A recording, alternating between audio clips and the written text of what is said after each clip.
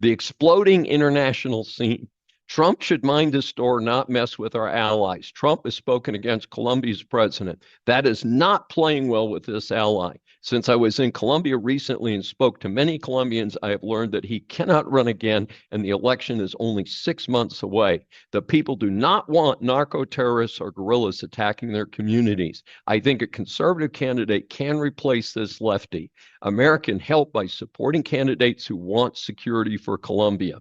So maybe Trump can learn from Canada. He came out hard against the Canadian leadership, and despite that failed leftist government, the Canadians elected another lefty to replace the current one, even though the conservative candidate was ahead before Trump shot his mouth off.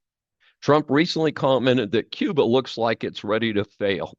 In my research, this failed communist operation is indeed on the ropes.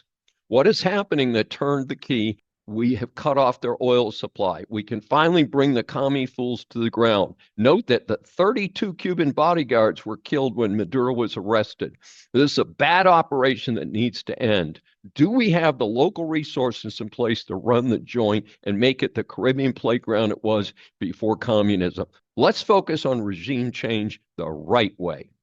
Speaking of regime change, Iran's terrorist leaders are on the ropes. I believe the reported number of 16 killed in protests is likely very low. Iran's currency has now lost half its value, for instance.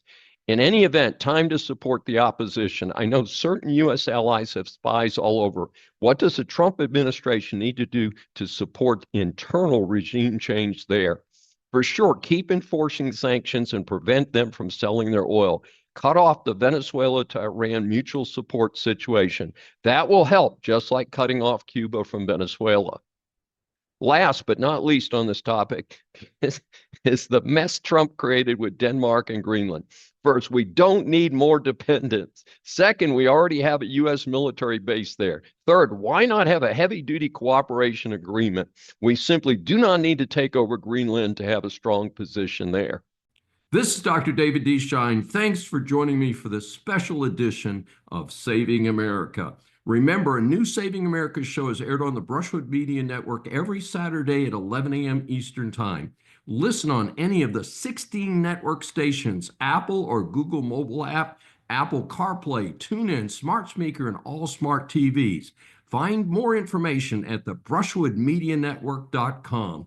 Please be sure to join us each week. We welcome and love your feedback from our growing audience.